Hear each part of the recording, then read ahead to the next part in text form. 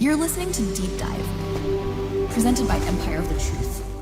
All right, so buckle up, everybody, because today we are going on a journey. Through time. Yeah, journey through time, but with a twist. With a twist, yeah, exactly. Not your typical history lesson. No, not at all, not even close. We're diving into the Quran. We are.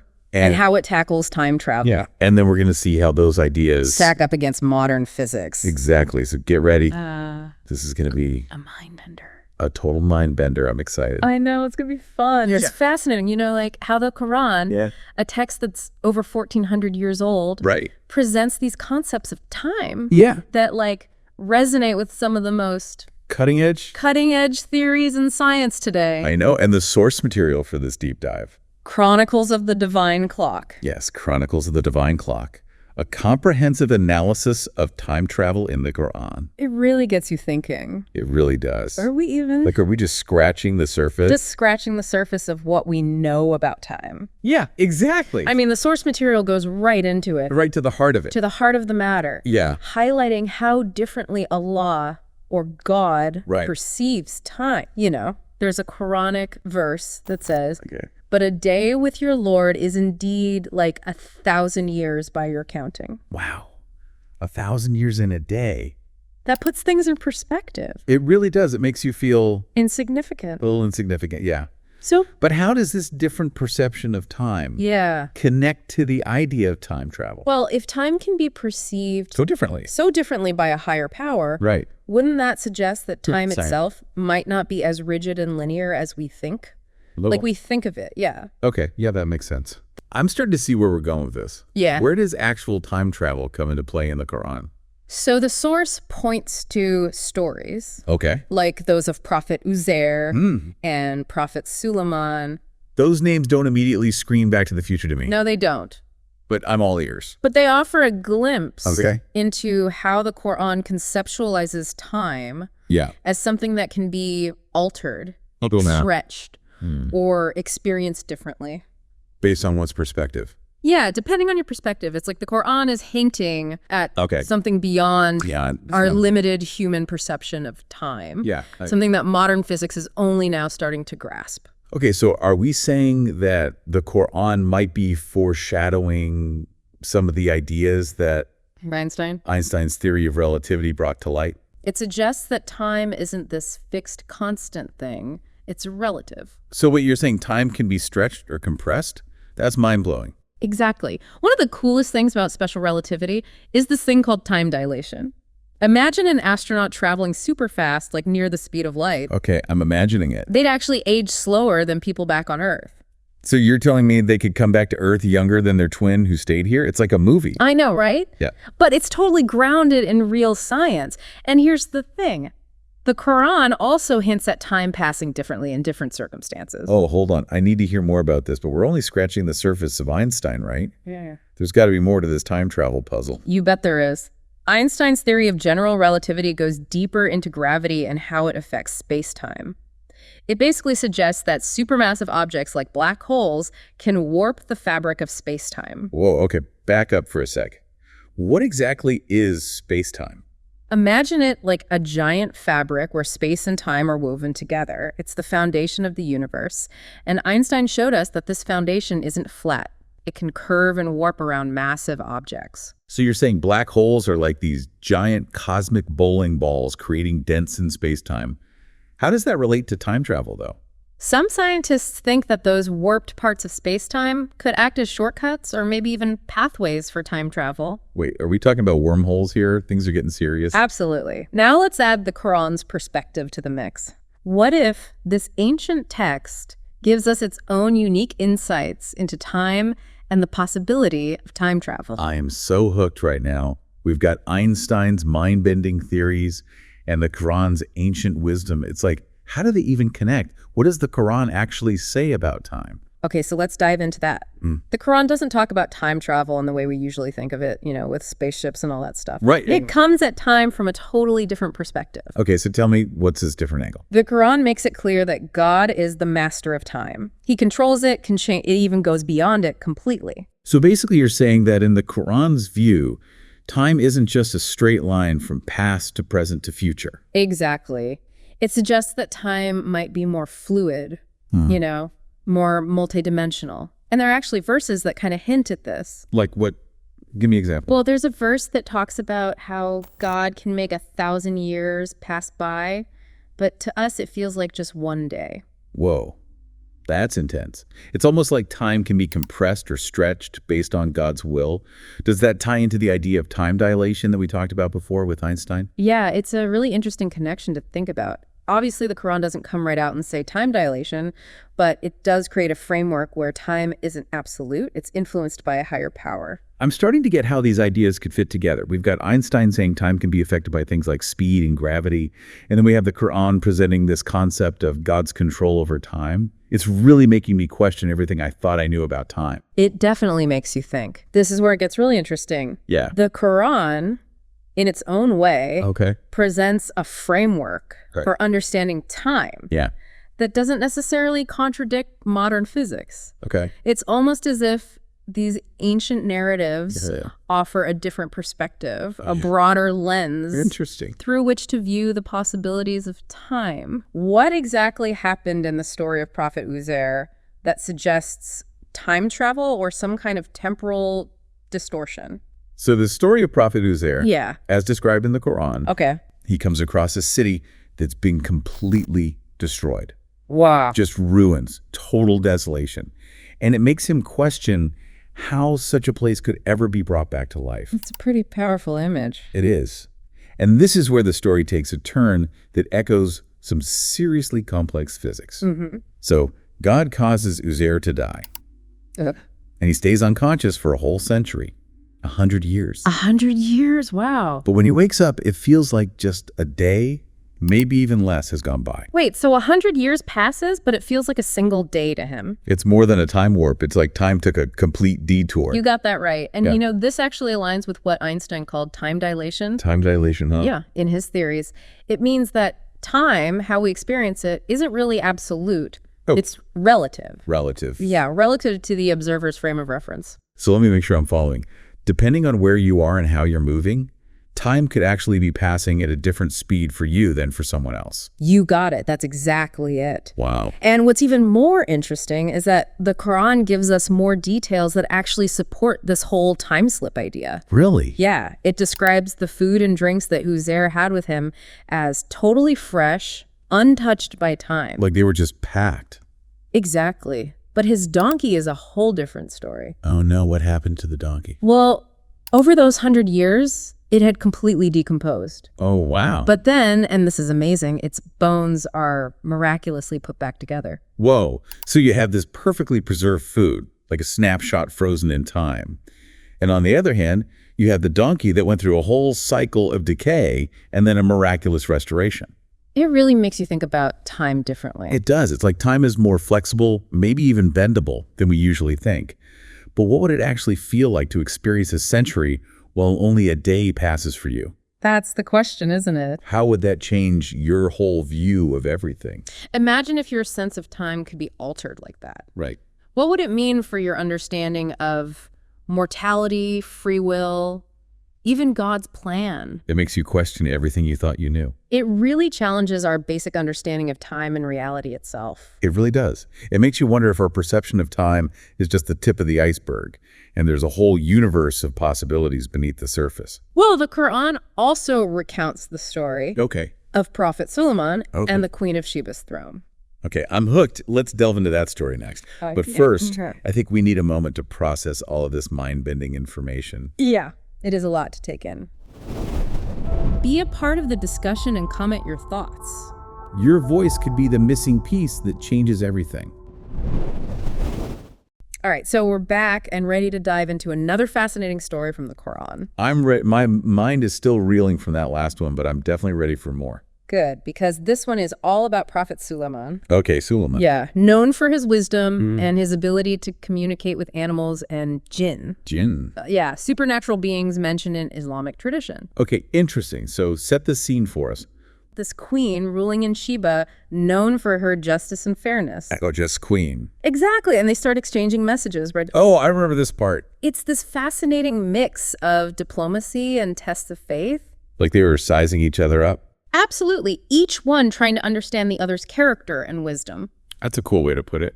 But then Sulaiman says he wants to see the queen's throne for himself. He wants to see the throne. And this is where things take a very unexpected turn.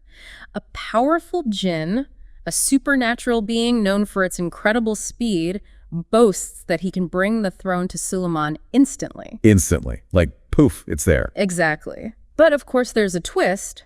It wouldn't be a good story without a twist. Of course not. What happened? Well, the Quran then says that it wasn't the jinn who actually brought the throne, it was someone with knowledge of the book. Wait, Olog, someone beat this super speedy jinn. I know, right? That's incredible. What does that even mean? What kind of knowledge are we talking about here? And how could it possibly be faster? This is blowing my mind. It really makes you think. It does. If we connect this to the bigger picture, it raises some really deep questions about how different beings relate to time and the potential for instantaneous travel, maybe even teleportation. It suggests that there might be ways to move through time and space that we haven't even begun to grasp. So we have a prophet experiencing a century in a day, and then a throne possibly being teleported across vast distances.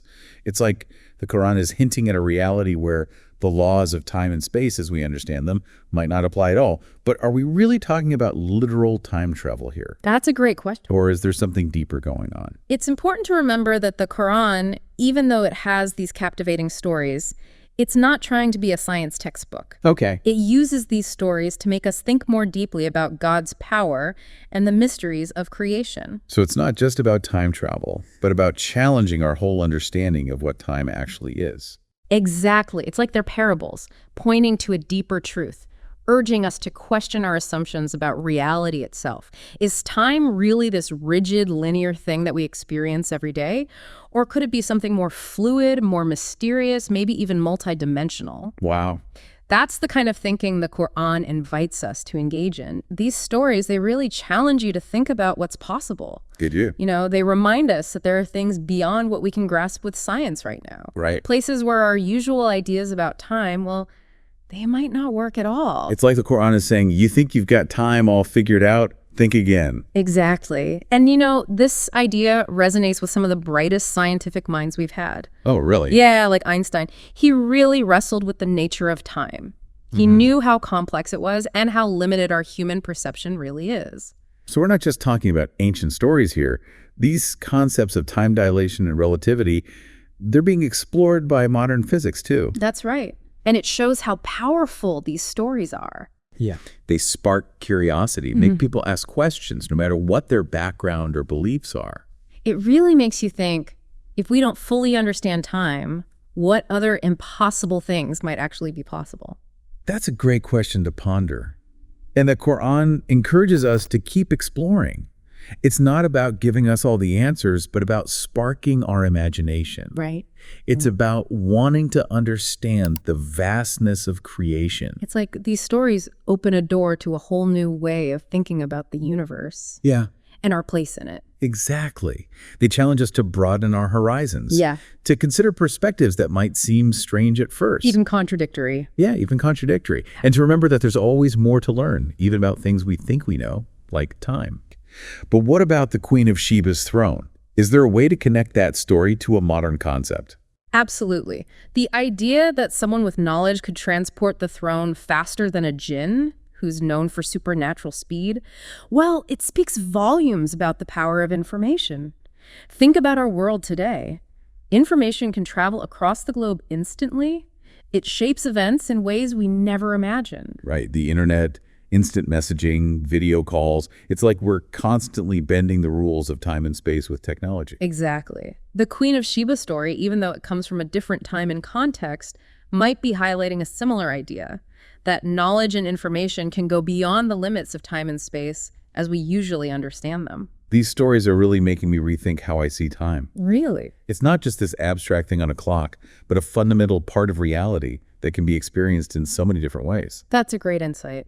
And there are other examples in the Quran that challenge our normal linear way of understanding time.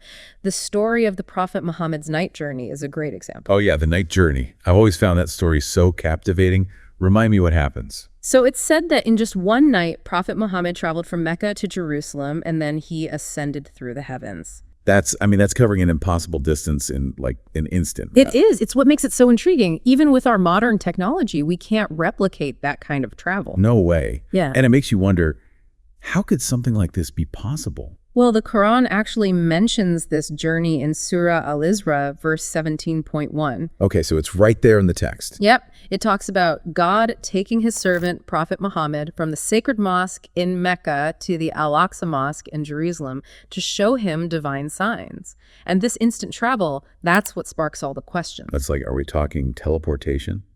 Or something even more complex? Exactly. So what about the Mirage, the Prophet's ascension through the seven heavens? What's the significance of that part? The Mirage. This is where things get really interesting. We're not just talking about physical distance anymore, but about different realms and dimensions. Think of it like divine pathways or portals between realms. Okay, now that is mind-blowing. We're talking about traveling between realms, meeting other prophets, witnessing divine signs.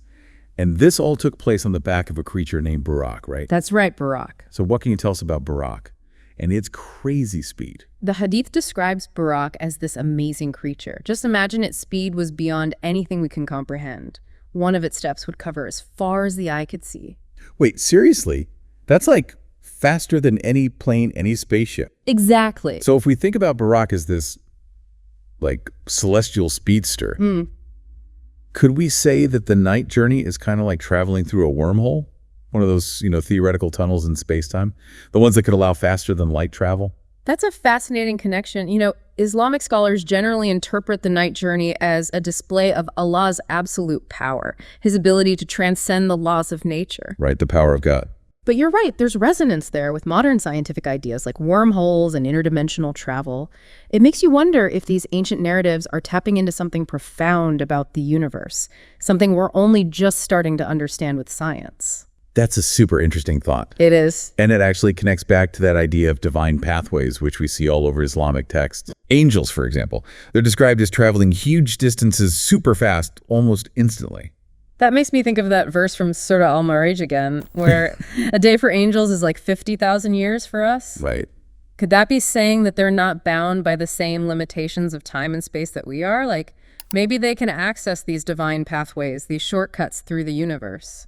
It's a really compelling thought. And what's fascinating is that both divine pathways and wormholes, they both offer a way to travel crazy distances that seem impossible from our normal perspective. Okay, my mind is officially blown. We've got time being relative, matching up with Einstein's theory, and then we have these ancient stories about divine pathways, maybe describing something like wormholes. Right. It's like science and religion are both trying to answer these big questions about, like, the nature of reality and the limits of time and space. And the night journey just blows those limits wide open, doesn't it? It does. All those experiences, the encounters with other prophets, the journey through the heavens all packed into a single night. How is that even possible? It just doesn't make sense with our normal ideas about time. It challenges everything we think we know. The sheer volume of events within a single night points to the idea that time might not be fixed. That maybe, in this instance, the prophet experienced a sort of time dilation. So basically, time can pass at different rates for different observers, depending on factors like speed and gravity. So are we saying that the prophet might have experienced a type of, like, divine time dilation? That maybe the usual rules of time didn't apply because of divine intervention? It's certainly a thought-provoking idea, isn't it? The night journey suggests that time can be manipulated, even bypassed, under certain circumstances, especially when divine power is involved. Whoa. Okay, so we've got the jinn who can mess with time, and now we have Prophet Muhammad's night journey, which seems to totally defy the laws of physics as we know them. What if the night journey wasn't just a story, but a glimpse into how divine travel actually works? Could Buraq have traveled through some kind of divine wormhole, covering unimaginable distances instantly? It's a fascinating thought. The night journey really opens up a whole world of possibilities. It challenges our assumptions about the nature of reality itself. And encourages us to think about the mysteries of the universe in new and exciting ways. Absolutely. So we've been talking about divine portals and the crazy speed of Buraq, really stretching our imagination with Prophet Muhammad's night journey. But as we explore more of these Islamic traditions, we find that the night journey isn't the only story that hints at these, well, impossible journeys. Yeah, you're right. And that's actually a perfect segue into what we're looking at next. The mysterious travels of Zulqarnain, He's a figure mentioned in the Quran. And his story is, well, it's pretty wild. It really is. We're digging deep to see if Zulqarnain's journeys hint at like secret paths, maybe even portals. Or could it be something even wilder, like divine guidance playing a role in how he traveled? It's crazy how Zulqarnain isn't just some made-up character. He's actually mentioned in the Quran, Surah Al-Kahf, to be exact. And trust me, scholars have been debating his story for centuries. I know, right? And what really stood out to me from those excerpts was that the Quran doesn't get hung up on like who Zulqarnain actually was. Like, was he Alexander the Great, Cyrus the Great, or someone else completely? It doesn't really matter to the story, does it? The focus is on the wild journeys he went on and how he got divine help along the way. You hit the nail on the head there. The Quran seems way more interested in the how of all the crazy stuff he did, not so much the who, and that's where the whole idea of time travel comes in, right? There's this verse that says, "Indeed, we established him upon the earth, and we gave him to everything away." That phrase right there, gave him to everything away. That's what really gets people thinking, For sure. I mean, what does it even mean? Is it talking about actual roads and stuff? Or maybe it's about divine guidance, like you were saying? Or could it point to something totally mind-blowing, like secret paths or dimensions we can't even fathom? Scholars have gone back and forth on this for ages. Some think it's all about real, physical routes and resources he was given, while others say, no, it's about divine knowledge and protection he had. But then you got this third group, right? And they say Zulqarnain might have had access to something way beyond our understanding. Ways of travel that break all the rules of physics as we know it. Okay, hold up. We got to break down these 3 crazy journeys the Quran mentions because they're anything but ordinary. First up, the setting place of the sun. Zulqarnain ends up at this spot where the sun sets in murky water. Seriously, the way it's described, it sounds so vivid, almost mythical, right? It totally does in that description. It's what's led some scholars to connect this journey to wormholes. Those theoretical tunnels that link far-off points in space and time. Like, imagine if Zulqarnain was crossing these huge cosmic distances through a wormhole. The way space and time would get warped might make it look like the sun was setting weird, Kind of like how the Quran describes it. Oh, I'd never thought about it like that. Oh. It makes you wonder if the Quran is hinting at something way beyond what people back then could even understand. Okay, so on to journey number 2. The rising place of the sun. Here, the Quran talks about people who have zero shelter from the sun's crazy heat. This one. It could be talking about Zulqarnain reaching a place with super intense conditions, maybe a scorching desert, or somewhere near the equator where the sun is just brutal. But then again, if we entertain those wormhole ideas or any kind of unconventional travel, maybe he actually reached a whole other world or dimension, a place with an environment totally different from what he was used to. Seriously, it feels like each journey pushes the limits of what we thought was possible. Geographically, sure, but also just conceptually. And then you have that third journey, probably the most famous one, right? The journey to the barrier. This is where Zulqarnain builds this massive wall to protect folks from Gog and Magog, these mysterious tribes that are all about chaos and destruction. Talk about an epic construction project. That's where the idea of divine assistance really takes center stage, I think. Building a barrier on that scale, in a place that was probably unreachable for any known civilization back then. It would have taken insane resources and knowledge, right? So could this be an example of Zulqarnain's divinely given ways? Not only providing the means, but the guidance, too, to pull off something that monumental. It really makes you stop and think about the sheer scale of these journeys, right? And all the willpower and resources he must have needed. Was it all just physical stuff? Or was there something else at work, something that let him break what we think are the limits of time and space? It's a question that keeps coming back to me, And that's exactly what makes Zulqarnain's story so gripping. It forces us to confront the limits of human understanding, this intersection of faith and science, and the very essence of reality itself. We're just scratching the surface here, and I can't wait to delve deeper into the potential meaning behind each of these journeys. Me too. I'm especially interested in how these journeys might tie into a central theme, like a bigger picture that sheds light on time travel in Islamic thought.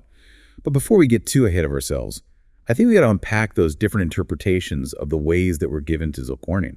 They seem like the key to unlocking what his story really means, don't they? Absolutely. They give us the framework, right, to grasp how Zulqarnain's journeys might go beyond what science knows right now and point towards a deeper understanding of the universe and our place in it. That's where things get really interesting. Let's take a short break here, but stay with us. We'll be right back. And while we're taking a moment, don't forget to hit that like button and subscribe. It really helps us keep these conversations going. Okay, we're back. Welcome back to our deep dive. We're unraveling those mysterious journeys of Zulqarnain, remember, as we dig deeper into what those ways he was given could mean.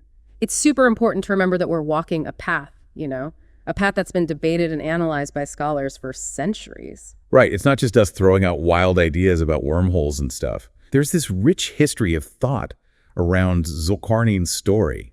And that's what makes this whole conversation so fascinating. Exactly. And those excerpts you shared, they highlight how different commentators, especially Ibn Abbas, they suggest those ways weren't just like physical paths. It's something way deeper, divine knowledge, protection, and maybe even access to realms we just can't perceive. That's what really got me thinking. If those ways aren't just physical, then what could they be? I mean, some scholars even say it could be a kind of knowledge, right? Given by God that lets Zulqarnain navigate time and space in ways we can't even imagine. Ibn Abbas's commentary is really insightful on this point, I think. He suggests that Zulqarnain's ability to travel these crazy distances and do all this seemingly impossible stuff, it all came from a special understanding or a way of doing things that Allah bestowed on him. It's like he was given access to this hidden dimension of knowledge, a blueprint of the universe almost, that let him manipulate time and space. Wow, that's a powerful image. Like he had a cosmic GPS, guiding him not just through physical terrain, but through the very fabric of reality.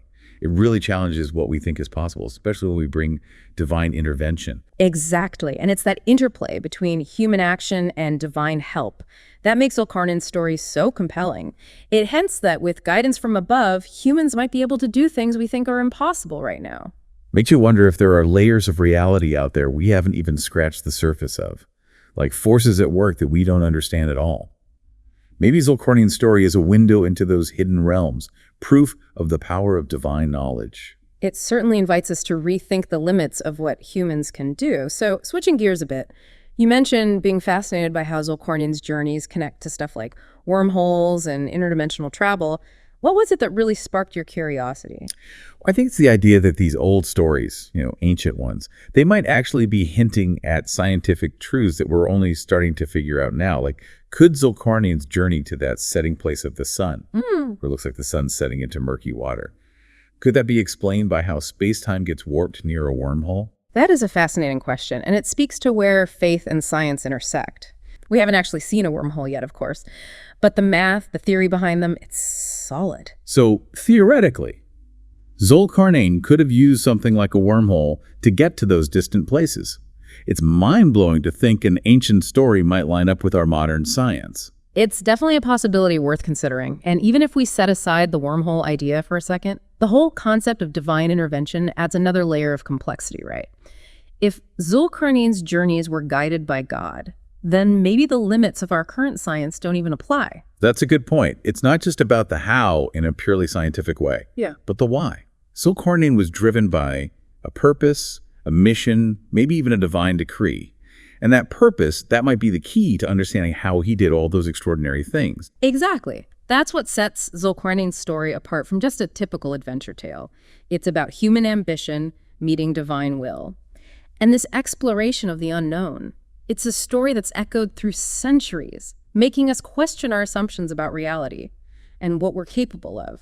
It reminds us that there's a lot we still don't know about the universe and our place in it. Maybe Zulqarnain's journeys give us a peek into a world of possibilities that we're only starting to understand. And that brings us back to those ways, right? The ones the Quran emphasizes were given to Zulqarnain. Whether they're literal paths, divine guidance, or access to hidden dimensions, they represent a level of understanding and connection that we're just beginning to explore. It's like Zulqarnain's story is a challenge, It's pushing us to think beyond our limits, to consider the vastness of the universe and all the possibilities within it. But before we go too far down that road, let's bring it back to those three journeys. How do they each contribute to this idea of time travel or transcendence? Excellent question. Each journey offers its own unique perspective, I think, on Zulqarnain's capabilities and the forces at play. Let's start with the setting place of the sun. That journey, with all its vivid imagery, it sparks so many different interpretations. It has. So if we go beyond the literal meaning, the sun setting in murky water, what else can we learn from this journey? Well, some scholars believe it symbolizes Zulqarnain reaching the westernmost point of the world, the edge of what was known back then, a place where the sun seemed to sink into this vast unknown sea. This interpretation highlights his role as an explorer, pushing the boundaries of human knowledge, venturing into uncharted territory. So it's like he's not just traveling through physical space, but expanding what humans understand too. He's pushing those limits, going into the unknown. Precisely. And that spirit of exploration, venturing beyond what's familiar, that's what connects this journey to time travel, by pushing the boundaries of the known world. Zulqarnain is, in a sense, transcending the limitations of his time. He's stepping into this realm where the usual rules don't apply. Like he's stepping outside of time as we understand it, into a space where reality is more fluid, less defined. Now let's shift our focus to that journey to the barrier, where he builds that massive wall to protect people from Gog and Magog. This journey is probably the most intriguing when it comes to time travel, especially with how huge and complex the task was. Yeah, building that barrier brings up so many questions. How could he, with the technology they had back then, how could he build something that big and strong? And how did he even find the resources and people he needed in a place that seems so remote and hard to get to? These are questions that have puzzled scholars for ages, and this is where those divinely granted ways become really important, I think. Some believe he was given access to advanced knowledge and technology, maybe even knowledge that's been lost to us over time. So he might have had knowledge or techniques way ahead of his time, letting him do things that seem impossible to us now. Could this be another example of Zulqarnain, guided by God, going beyond the limits of his era? It's definitely a compelling possibility, and it opens up a whole new dimension to the story. It suggests his journeys weren't just about exploring physical places, but also about exploring knowledge itself and how humans could advance with divine guidance. Like he's bridging that gap between ancient wisdom and possibilities in the future, using knowledge that was ahead of its time. And that's what makes this journey so thought-provoking. It makes us rethink our assumptions about time being linear and the possibility of tapping into knowledge from beyond our current limits. It's like he's accessing this timeless source of knowledge, wisdom that goes beyond what we understand now. This is amazing. Yeah, those three journeys, they're not just random events. They weave a bigger story, a narrative that points to something much greater. For sure. We've dug into the individual journeys, talked about wormholes, the role of divine guidance. But what's the takeaway? Why is this story so important? And what can we today actually learn from it? That's where the true meaning of Zulqarnain's story unfolds. It's not just some made-up adventure. It reflects core Islamic beliefs, beliefs about knowledge, the power of God's will, and how humans can break free from what we think are our limits. Reading those excerpts you sent, even if Zulqarnain's journeys are metaphorical, there's this clear emphasis on going beyond what we think we can understand. It's like the story's telling us to embrace the unknown, to acknowledge that there's so much more to the universe than we currently grasp. Absolutely. The Quran and how it describes Zulqarnain's travels, it doesn't shy away from the extraordinary. It's a challenge to us to broaden our perception of what's possible, not just physically, but intellectually too. And the thing that really stands out is how crucial divine assistance is to Zulqarnain's accomplishments. Zulqarnain's story, much like the Night Journey, really challenges how we think about history. It forces us to consider that maybe our ancestors knew more than we give them credit for. It also makes me think about the idea of traveling into the future. It's something that always sparks debate, even within Islamic scholarship, right? Absolutely. The concept of knowing the future, it's been debated for centuries. Yeah, and in Islam, there are stories about people who seem to have some kind of foresight. Think about Prophet Yusuf, who interpreted dreams, or even Prophet Muhammad himself receiving revelations about future events. You're right. The Quran and Hadith definitely have examples of dreams, visions, and prophecies that seem to predict things that would happen later. But how we interpret those, well, that's where things get a little more complex. So how do Islamic scholars reconcile the idea of knowing the future with the concepts of divine will and destiny? It's a tricky theological question. Some scholars believe that knowledge of the future ultimately belongs to God. So any glimpses of the future given to humans, it's all part of God's plan. It's not about people changing the future, but understanding what God has already decided. That makes sense. It's like God knows what's going to happen and sometimes lets people in on it. But I imagine there are other interpretations too, right? Oh yeah, there are other perspectives for sure. Some scholars believe that while God knows everything, including the future, humans still have free will. Our choices can shape things, even if God already knows what those choices will be. Whoa, okay, so that gets into some really deep stuff. Free will versus destiny, the nature of time, the limits of human knowledge. Exactly. And Islamic teachings offer these really unique perspectives on these questions. It acknowledges the mystery of time, but at the same time emphasizes God's ultimate control. So even though time travel might seem like something out of, a sci-fi movie, we're seeing that it has these really deep roots in religious tradition. It brings up these huge questions about who we are, how the universe works, all that. And what's really amazing is that, in a way, both science and religion are trying to answer these same questions. Yeah, it's like they're approaching it from different angles, but sometimes end up with similar ideas. Exactly. They're both searching for truth. And who knows, maybe one day we'll find that those paths converge. Okay, so before we move on, let's take a second to recap what we've covered so far. We talked about the night journey, those possible divine portals, and how it throws our usual idea of time out the window. Right. Then we looked at Zulqarnain and his travels, maybe having knowledge and abilities that were way ahead of his time.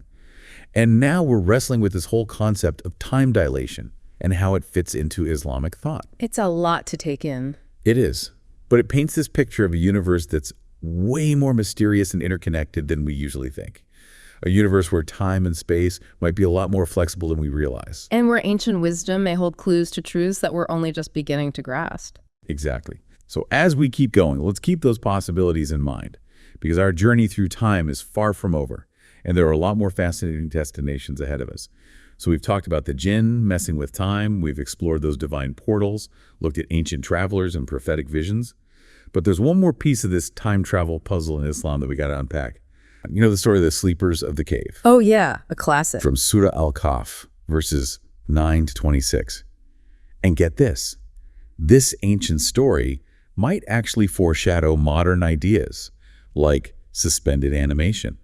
Wild. It really is. It speaks to this very human need for refuge and protection, especially when you're facing persecution. And that's exactly where this story starts off, right? With this group of young men, super devoted to their faith, but they're finding themselves, facing threats because of their beliefs.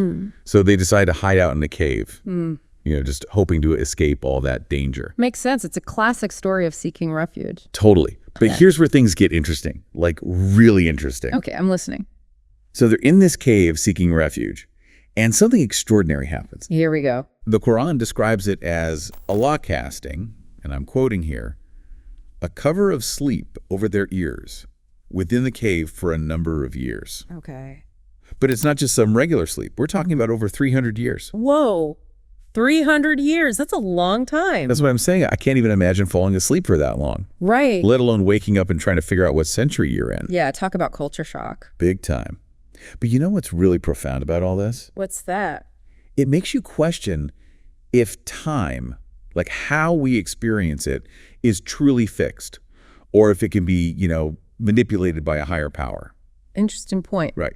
So these guys, they finally wake up. Okay. Totally clueless that centuries have just zipped by. They think they just took a little nap. Oh, man, I bet they were confused. Can you imagine Yes. stepping back into a world that's completely transformed? Right, like everything they knew would be gone. Their families, their society, everything. Poof. Yeah. It really highlights how time just marches on, even when we're totally unaware of it.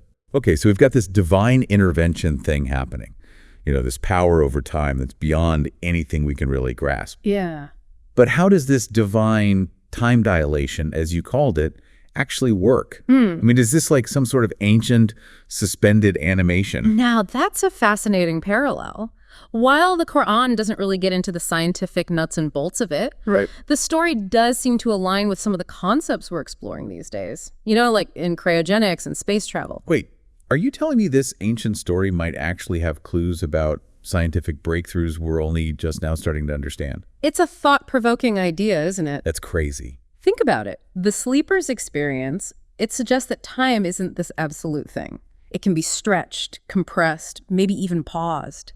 And that kind of lines up with Einstein's theory of relativity. Oh, right. Which, proposes that time is relative and can be influenced by things like gravity and speed. Okay, my brain is officially starting to hurt. I know, it's a lot to take in. So just to be clear, what happened to the sleepers, while obviously a miracle from a religious perspective, could potentially also be explained, at least in theory, through scientific principles that we're still trying to figure out today. Precisely. And what's even more mind-blowing is how the Quran links this whole manipulation of time to the idea of divine protection. Like the sleepers, they sought refuge in Allah, and in turn, he protected them. It's almost like he hit pause on their experience of time. Whoa. That adds a whole other layer to the story. It suggests that maybe faith and science aren't as separate as we often think. Right. Like they might be different ways of looking at the same big mysteries of the universe. Exactly. Sometimes the most profound truths are found where seemingly different fields of knowledge intersect. So we're not just talking about a cool time travel story in a religious context. This is about the power of faith, the nature of time itself, and maybe even a hint that the Quran contains insights into scientific principles that we're just beginning to uncover. It's definitely a story that makes you think. Absolutely. And we're just getting started. Stick with us as we delve even deeper into the mysteries of the sleepers of the cave. This deep dive is about to get even more mind-bending. Yeah, it really makes you wonder what else is out there, beyond what we currently understand about the universe. Totally. And one of those things you kind of hinted at is this idea of manipulating time. I mean, hitting pause on your life for centuries. That's beyond any tech we can even imagine right now. It is, isn't it? Makes you think, what if the Quran, through this story, is pointing to a deeper knowledge of time? A knowledge that maybe even, predates our modern scientific understanding. Okay, I gotta ask, are we talking actual time travel here? Like, did the sleepers somehow end up in the future? It's a fascinating question, for sure. While the Quran doesn't specifically, mention time travel in a scientific sense, the idea that their experience of time was so radically altered, it does raise some intriguing questions. Okay, so not time travel exactly, but maybe something similar to like what physicists call a wormhole. You're catching on. You're right. The Quranic narrative, while it doesn't give us like specific scientific details, it does sort of point to time not being this linear, rigid thing. It suggests that time could be a lot more flexible, maybe even, malleable with divine intervention. Whoa, okay. So are you saying the sleepers might have experienced like a divinely created wormhole, a shortcut through time, orchestrated by Allah? Again, the Quran doesn't specifically say that, but what we can say is that the story definitely suggests time under divine will can behave in ways that just like totally break our normal understanding. This is blowing my mind. Yeah. What about the tafsir though? The interpretations of the Quran by, Islamic scholars. What do they say about the sleepers and this whole time manipulation thing? Good point. Well, Tafsir ibn Kathir, for example, interprets the story as a demonstration of Allah's absolute power over time. It's not just about putting the sleepers to sleep. It's about showcasing the ability to control, to actually alter the very fabric of time itself. I can see that. It's not just about a nap. It's a display of divine power, a miracle to protect those seeking refuge in faith. Precisely. And it ties into this bigger theme in Islam, that divine protection is there for those who trust in Allah. The sleepers sought refuge, and their experience of time was completely transformed because of that intervention. Okay, but let's be real. The idea of messing with time like that still feels pretty out there. Even with all our fancy science today, we're just starting to understand things like relativity and wormholes. True. These are super complex concepts, even for scientists today. But think about it. Even Einstein's theory of relativity, which we've, proven with experiments, was once considered mind-blowing. It shows us that time isn't absolute. It can slow down, it can speed up, depending on things like gravity and speed. Yeah, I remember reading about how astronauts on the International Space Station age like a tiny bit slower than us Earthbound folks because of that whole time dilation effect. Crazy, right? It is, and that's just one example of how our understanding of time has changed, how it's evolving. What if the story of the sleepers, viewed through the lens of modern science, is hinting at even deeper truths about time that we haven't even discovered yet? I like that. It's not about saying the Quran is like a science textbook. Right. It's more about realizing that ancient wisdom might have insights that resonate with, what we're discovering through science centuries later. It's like a conversation across time almost. Exactly. And it's a conversation that encourages us to approach both faith and science with a sense of curiosity and open mind. Who knows what other amazing connections we might find if we look for them? You're so right. It really makes you rethink the relationship between faith and science. It's not about one being right and the other wrong. It's more like recognizing that they might be different ways of looking at the same, fundamental questions about existence, about reality itself. That's where things get really interesting, because the story of the sleepers, while it's mostly about divine protection, also touches on these profound philosophical and maybe even scientific concepts that challenge how we think about the universe. You've definitely got my attention. So what other concepts are hidden within this ancient story? Man, this whole deep dive has been a wild ride. This divine time dilation thing, how it connects to like actual science. It's really making me look at time and faith in a whole new way. That's the amazing thing about these ancient stories. They have so much depth to them. They speak to us on so many levels, you know, spiritually, intellectually. You know, what's really hitting me is how this whole deep dive has shown how connected faith and science can be. Like, they're both trying to understand the same big truths, but they come at it from different angles. Exactly. They're often seen as opposites, but I think more and more people are realizing that they can work together. They can actually make each other richer, you know? The story of the sleepers is a perfect example of that. Ancient wisdom lining up with what science is discovering centuries later. It's like the Quran is whispering these secrets to us across time, waiting for us to catch up with our science and unlock those deeper meanings. And maybe the biggest takeaway from all of this is the power of keeping an open mind. For sure. It's about questioning what we think we know, looking at things from different perspectives, and considering possibilities that might seem totally crazy at first. Because you never know what you might discover when you step outside those boxes and embrace the mysteries that are out there. You know, the mysteries where faith, science, and imagination all come together. You know, you mentioned that Einstein's theory of relativity opened up these new possibilities about time. I did. Has anyone ever tried to actually build a time machine based on his theories? You know, that's a great question. Yeah. And it leads us into a whole other chapter in the history of time travel. All right. The attempts to turn theory into reality. Oh, okay. I like where this is going. Hey, everyone. Ever wonder if those ancient stories, you know, the religious ones, could actually hold some scientific truth? Yeah, it's a really interesting thought. Well, today we're taking a deep dive to find out. We're going to explore Islamic teachings in modern physics. Awesome. Especially like these mind-bending ideas of time travel and dimensional shifts. That's a fascinating area.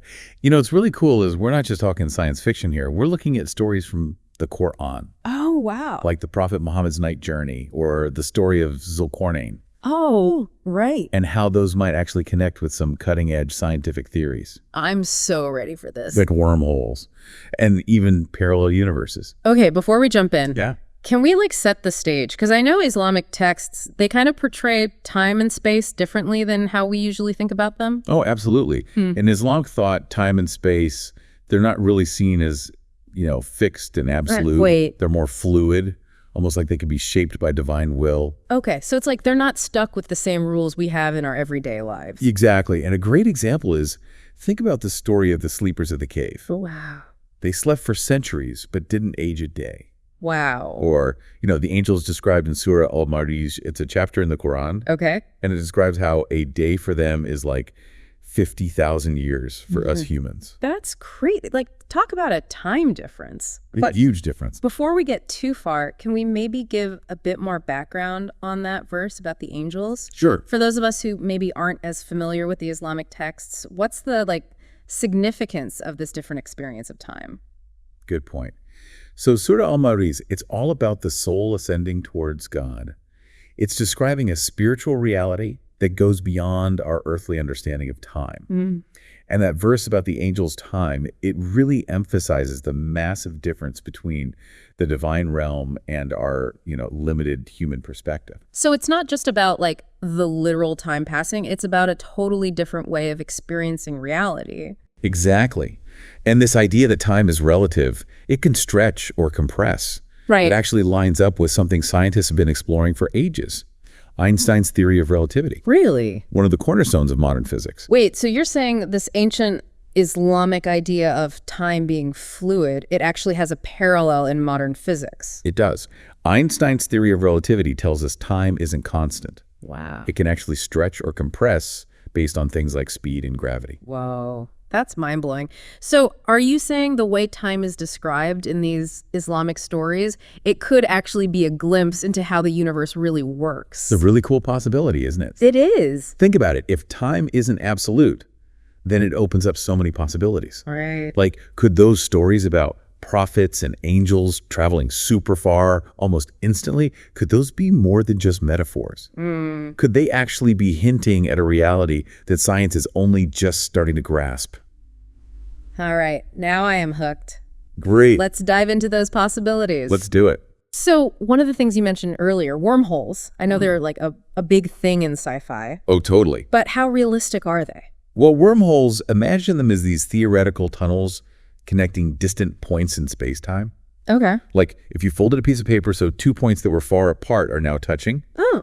It's kind of what a wormhole does, creates a shortcut through the fabric of space-time. So instead of like going the long way around, you could theoretically zip through a wormhole and get there way faster. That's the idea. And while we haven't actually seen a wormhole yet, the math behind them, it actually works with Einstein's theory of relativity. Wow. So going back to the Islamic teachings, I'm curious, are there any other modern scientific theories that connect with these Islamic teachings about time and space being fluid? There's one that's really mind-boggling. The multiverse. Oh, yeah. The idea that our universe is just one of many, right? Exactly. Countless other universes out there, coexisting with our own. So like infinite parallel universes. Potentially. Each with its own set of physical laws and possibilities. Wow. Okay. And how does this connect with Islamic teachings? Well, Islam also describes a universe with multiple realms or dimensions. You have the unseen world, the heavens, these spiritual realms that exist beyond our physical senses. So just like modern science exploring the multiverse, Islamic teachings also say there are multiple realities beyond ours. Exactly. And those divine pathways, those shortcuts through time and space, they could maybe be seen as portals or connections between these different realms. If there are many universes out there, what does that mean for how we understand existence? What does it say about the nature of reality itself? I don't know about you, but my head is spinning. This is way more than I expected to find on this deep dive. Trying to wrap my head around those divine pathways, maybe being wormholes. It's wild, right? It really is. It's like science fiction meeting ancient wisdom. Yeah, it's a really mind-bending idea. And what's even more fascinating is that idea of multiple realms or dimensions. Yeah. Which is so central to Islamic cosmology. Right. It also has a modern parallel in the scientific idea of the multiverse. Right. We were just talking about that our universe is just one of many. Exactly. Potentially an infinite number of universes all existing alongside our own. Yeah, it's crazy to think about. It is.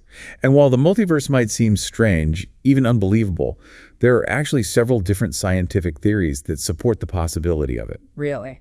Like one of them is called the many worlds interpretation of quantum mechanics. Okay, that sounds complicated. It is a bit. Quantum mechanics is the area of physics that studies how matter behaves at the atomic and subatomic level. Okay. It's a very strange and counterintuitive world. Right. Where things don't always act the way we expect them to in our everyday experience. I've heard that, like particles can be in multiple states at once. Exactly. That's called superposition. And one of the biggest mysteries in quantum mechanics is what happens when a particle that's in multiple states is observed or measured. The many worlds interpretation proposes that every time a measurement is made, the universe splits into multiple parallel universes, with each universe representing a different outcome of that measurement. So every time we make a choice, or every time something happens at the quantum level, a new universe is created. That's the idea. That's a lot of universes. It is, and it raises some really deep philosophical questions. Like what? Like, for example, if every possible choice is playing out in a different universe, does that mean we don't really have free will in this one? That's a really interesting thought. It is, isn't it? If everything is like predetermined in some way, if all possibilities are already happening somewhere, what does that say about the choices we make in this life? It definitely challenges our usual idea of free will and destiny, but Right. even if the multiverse exists, it doesn't necessarily mean our choices in this reality aren't important. Yeah, I agree. It's like, even if there are infinite versions of me out there making different choices and living different lives, I still have the power to choose my own path in this universe. Exactly. And that connects back to the Islamic idea of free will, which emphasizes that, while God has knowledge of all possibilities, we are ultimately responsible for the choices we make and the actions we take. That's a really good point. It's like we have this amazing opportunity to create our own destiny, even within a possibly infinite multiverse. Absolutely. It's empowering, isn't it? And that makes me think of another fascinating concept from Islamic teachings: divine decree or predestination. It's the idea that God has already decided certain things about our lives, like our lifespan or the major events that'll happen to us. Okay, so how does that work with free will? If some things are predetermined, how can we be responsible for our choices? It's a complex issue that Islamic scholars have debated for centuries. Yeah, imagine.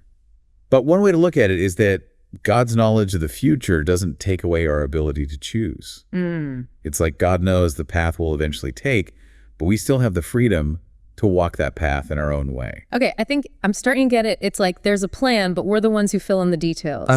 Exactly. And that brings us back to how important our choices and actions are, even in the big picture of things. It's like even if there are infinite universes, this life, this reality still matters. Absolutely. The choices we make here have consequences. They do. Both for ourselves and for the world around us. Couldn't agree more. And, thinking about the multiverse and the idea of infinite possibilities, it makes me wonder about the nature of our own selves. Yeah. If there are countless versions of us out there, each making different choices and living different lives, what does that say about who we really are at our core? That's a great question. Does it mean our identity is like split up, spread across all those universes? Or is there like a core part of us that stays the same no matter what choices we make? It's a really thought-provoking question. And there aren't any easy answers. Right. But I think it makes us explore a deeper level of self-awareness. To ask ourselves, who am I beyond the roles I play, the choices I make, the situations I find myself in? It's like, what is the essence of being us? What makes us uniquely us, even if there are infinite versions of ourselves out there in the multiverse? Exactly. And I think that's a question both science and religion are trying to answer, Yeah. What is consciousness? What does it mean to be human? How do we understand our place in the universe? I love how this conversation has gone from these ancient Islamic stories to these crazy ideas in modern physics, and now to these deep questions about reality and ourselves.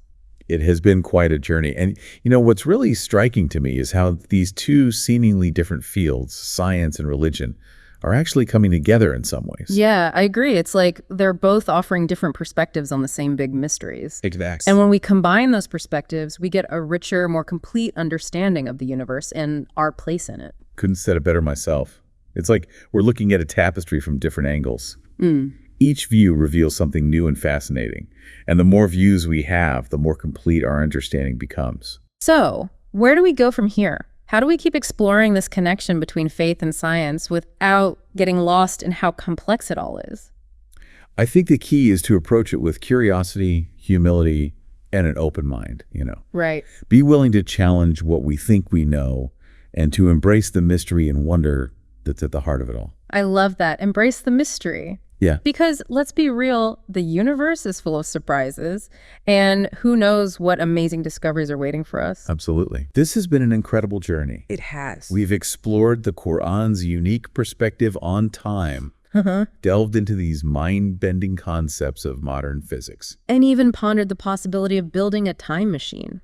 Yeah, it's clear that time is a much more complex and mysterious concept than we often realize. Absolutely. And it's a concept that has fascinated humankind. For centuries. For centuries, yeah. From ancient texts to cutting-edge science. The exploration of time continues to shape our understanding of the universe and our place within it. Well, I think we've covered a lot of ground today. Big thank you to our expert for guiding us through this. It's been a pleasure. This thought-provoking deep dive. My pleasure. And to all our listeners, keep those minds curious. Keep asking questions. And those imaginations open. That's right. We'll be back soon with another deep dive into a fascinating topic. Until then. May your journeys through time be filled with wonder and discovery. Thanks for sticking with us until the end. We hope you found this conversation insightful. If you enjoyed today's episode, make sure to give us a thumbs up and share it with your friends. It really makes a difference. And remember, if you haven't already, subscribe to Empire of the Truth so you never miss an episode of our deep dives.